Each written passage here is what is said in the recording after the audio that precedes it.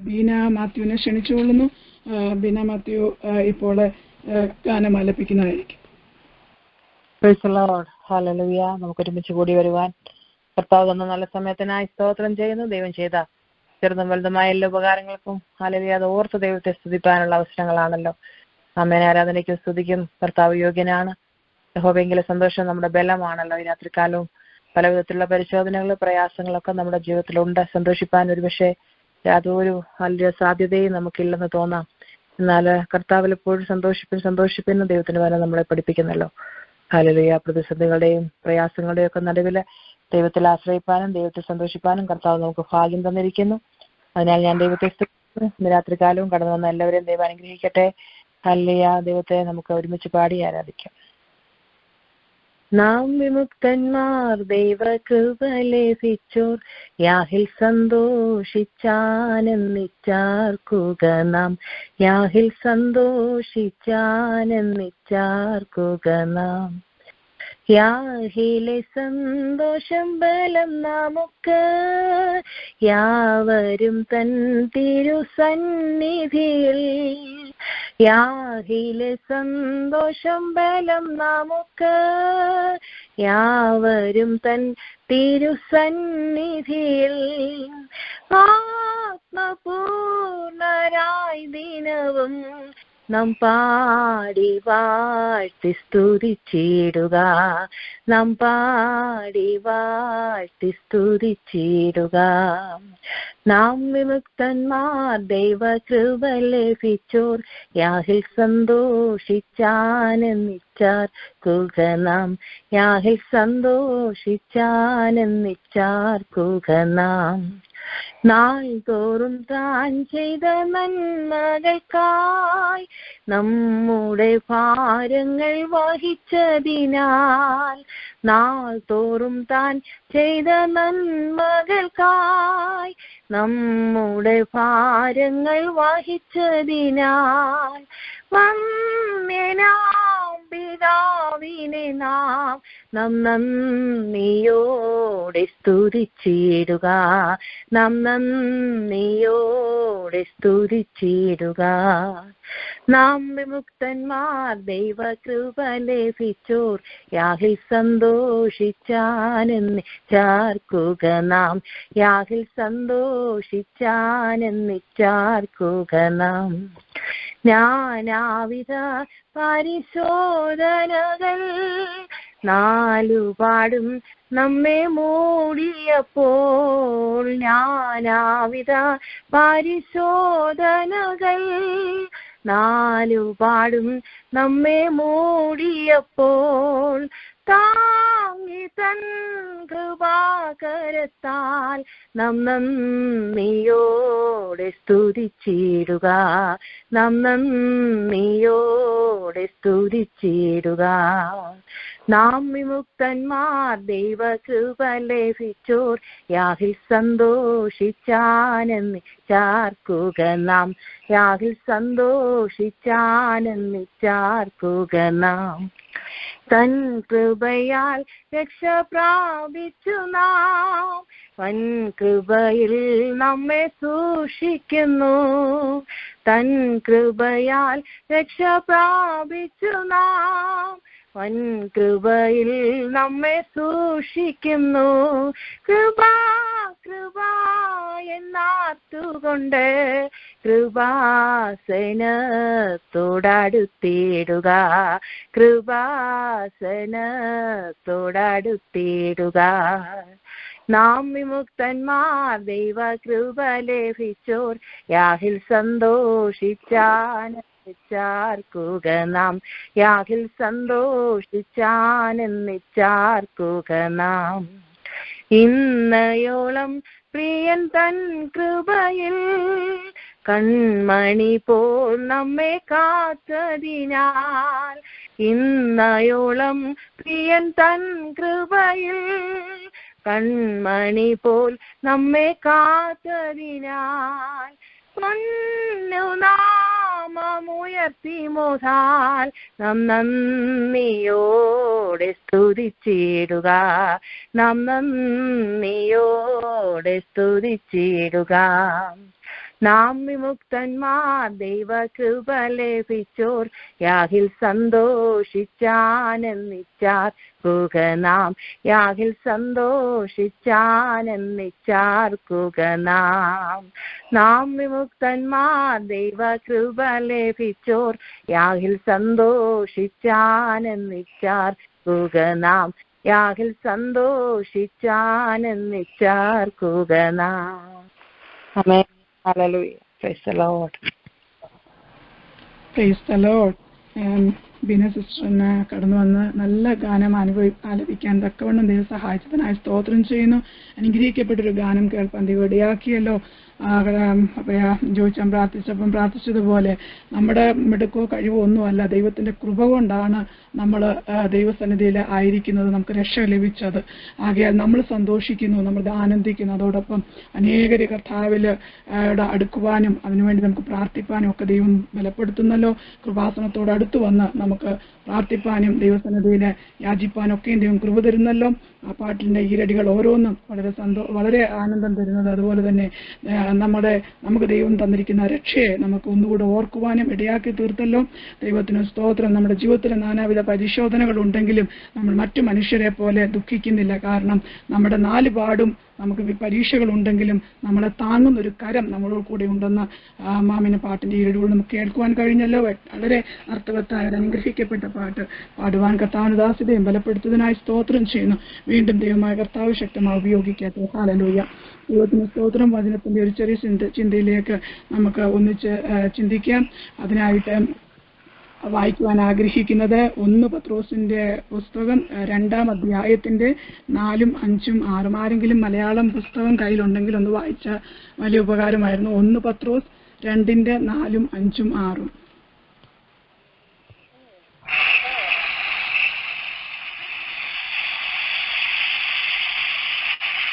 ആരുടെ കയ്യിൽ പുസ്തകം ആരുടെങ്കിലും ഉണ്ടെങ്കിൽ ഒന്ന് വായിക്കാം. ഇല്ലെങ്കിൽ ഞാൻ ഇംഗ്ലീഷിൽ വായിക്കാം.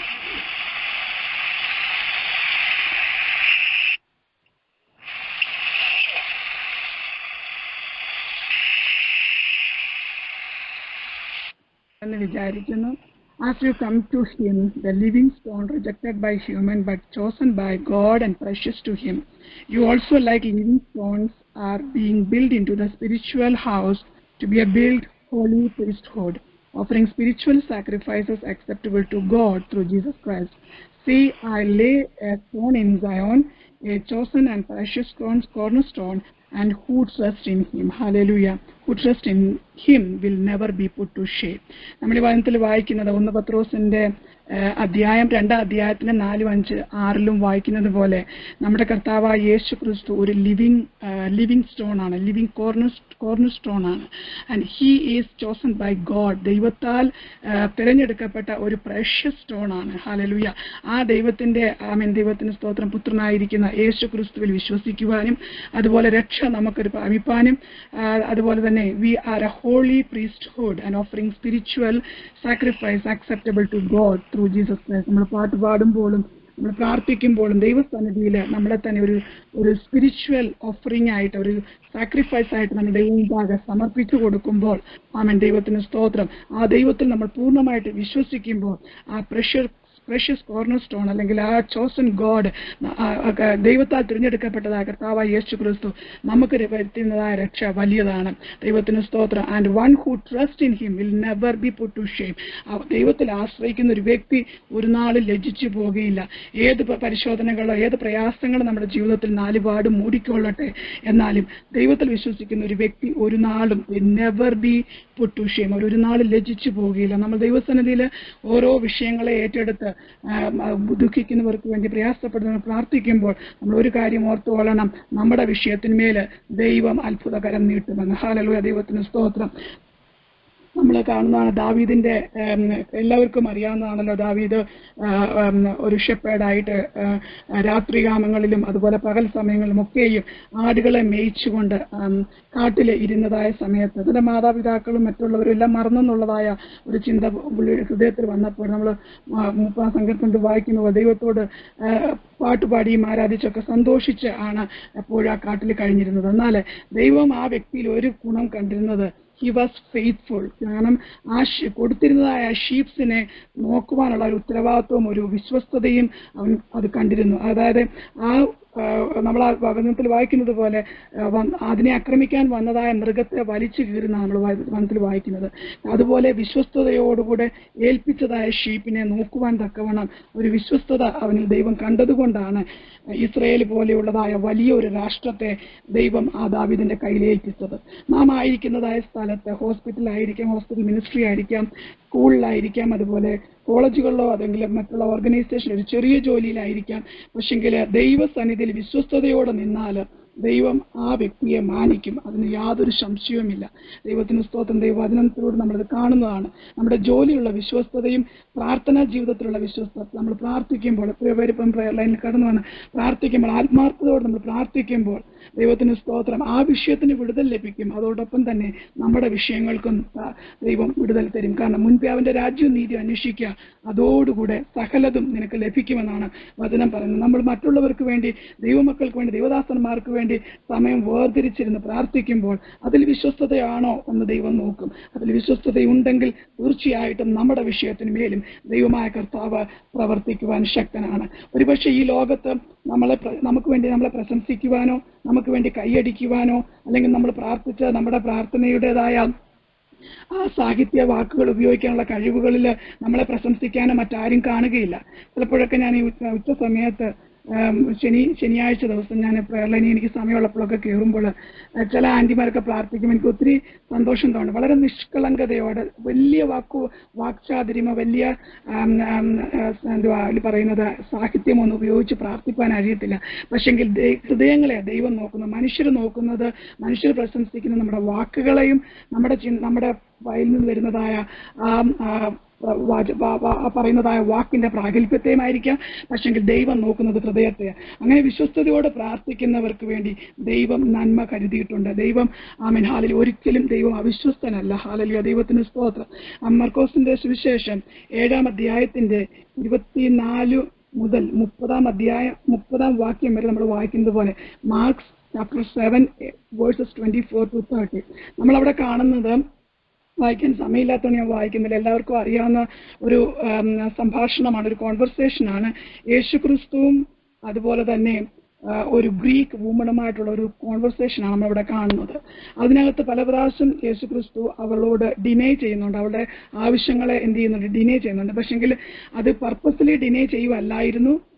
കാരണം യേശുക്രിസ്തു എവിടെയൊക്കെ വചനം പറയുവാൻ കടന്നു ചെന്നിട്ടുണ്ടോ അവിടെ ചില ആൾക്കാർ സൗഖ്യത്തിന് വേണ്ടി വന്നിട്ടുണ്ട്. ചില വ്യക്തികൾ അവിടെ വന്നിരിക്കുന്നത് ദൈവസന്നിധിയിൽ സമർപ്പണ മനോഭാവത്തോടെയാണ്.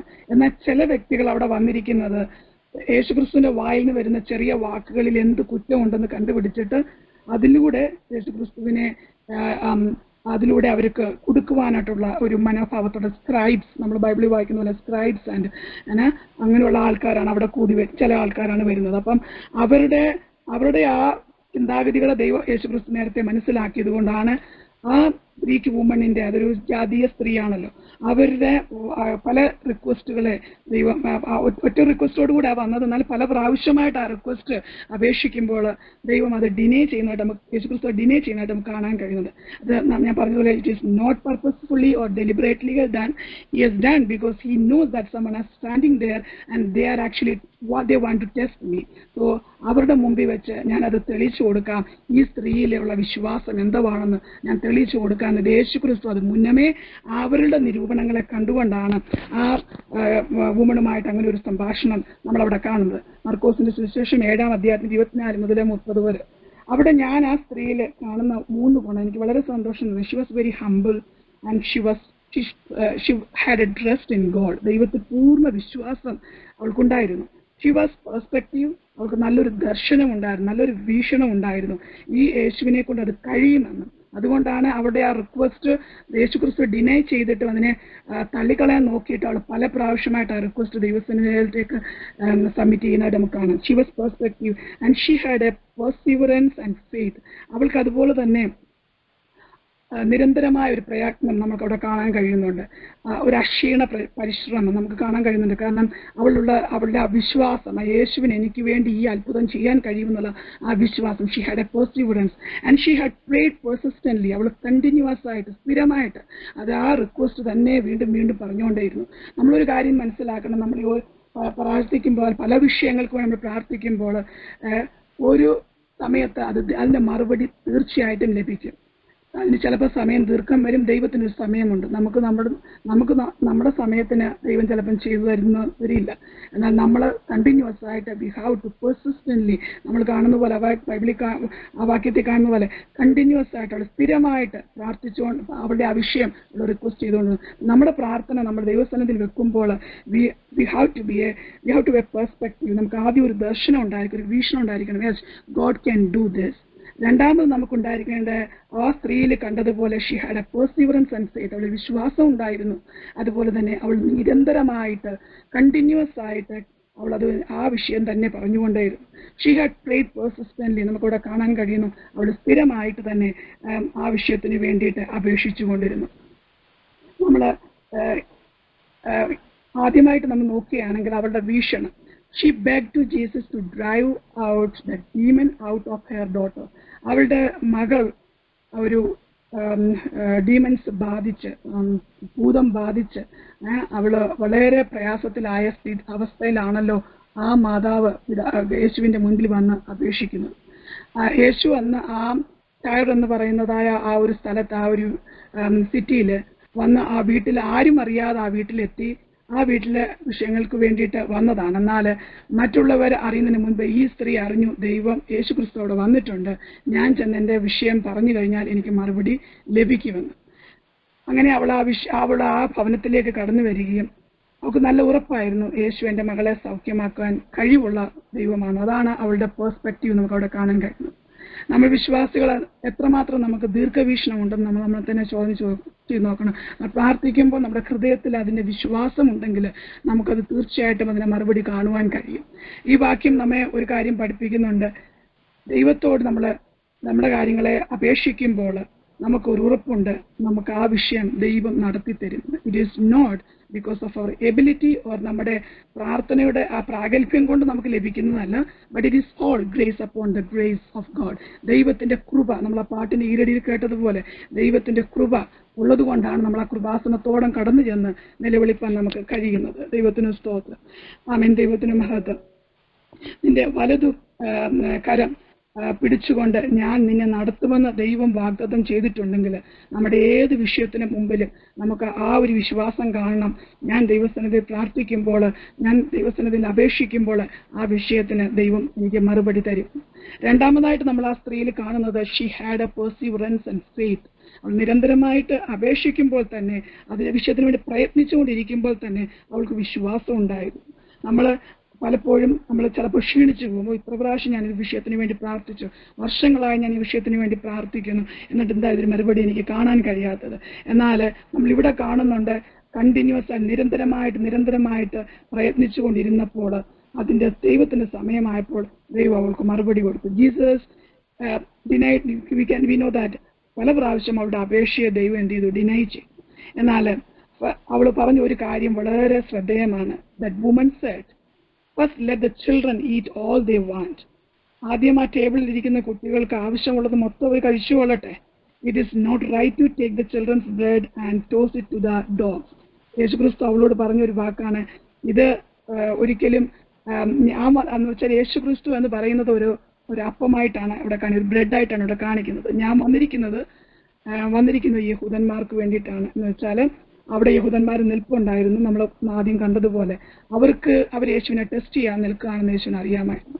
ഞാൻ വന്നത് അവർക്ക് വേണ്ടി. അപ്പൊ അവരുടെ അപ്പം എടുത്ത് ഞാൻ മറ്റൊരു ബൈബിളിൽ നമ്മൾ കാണുന്നത് പോലെ ഞാൻ മറ്റുള്ള നായ്ക്കുട്ടികൾക്ക് കൊടുക്കാൻ വന്നതല്ല എന്നാണ് അവിടെ ആ സന്ദർഭത്തിൽ യേശു അവളോട് ചെയ്യുന്ന സെക്കൻഡ് കോൺവെർസേഷൻ. അപ്പോൾ അവൾ പറയുന്നത്, first let the children eat all they want. അവർക്ക് എത്ര വേണോ അവർ ടേബിളിലെ മൊത്തം കഴിച്ചോട്ടെ. യഹൂദന്മാർക്ക് ഏത് കാര്യത്തിന് വേണ്ടി യഹൂദന്മാരെ രക്ഷിപ്പാൻ ദൈവം വന്നോ അതിന് ചെയ്തു. ബട്ട് അതിന്റെ ആ ടേബിളിൽ നിന്ന് വീഴുന്നത് ലൈക്ക് വി ആർ, നമ്മൾ ചില സമയത്ത് നമുക്ക് ഓർക്കും നമ്മൾ അതിന് അർഹതയുള്ളവരല്ല, നമുക്കതിന് വേണ്ടിയിട്ട് അപേക്ഷിപ്പാൻ യാതൊരു യോഗ്യതയുമില്ല.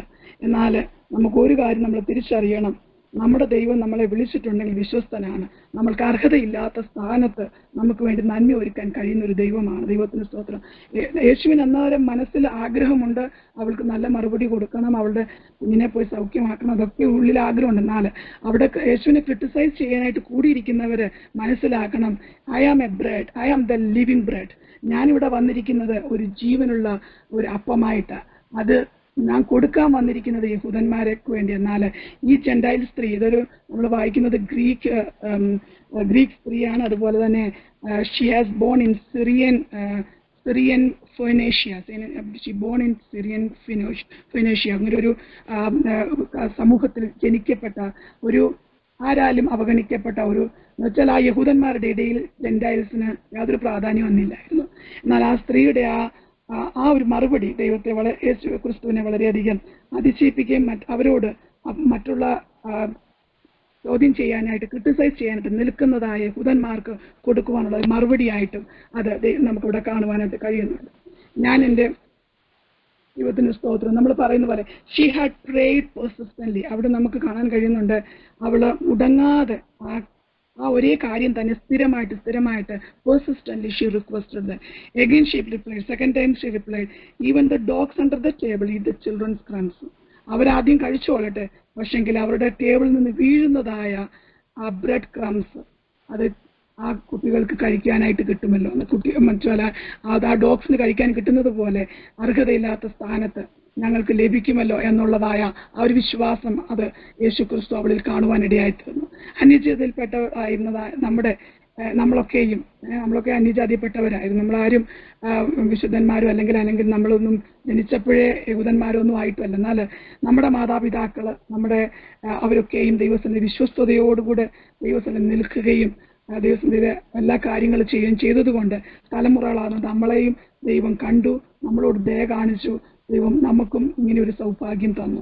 ആ ദൈവത്തെ നമ്മൾ എത്ര സ്തുതിക്കണം. ദൈവത്തിന് സ്തോത്രം. പലപ്പോഴും ശത്രുക്കള് നമ്മളെ തകർക്കുവാൻ നോക്കിയതായ സ്ഥാനത്ത് അവരുടെയൊക്കെയും മധ്യത്തിൽ ദൈവം നമ്മുടെ തലയെ ഉയർത്തി നിർത്തിയെങ്കിൽ ഈ ദൈവം ഇനിയും മേലാലും നമ്മെ നടത്തുവാൻ ശക്തനാണ്. ദൈവത്തിന് സ്തോത്രം.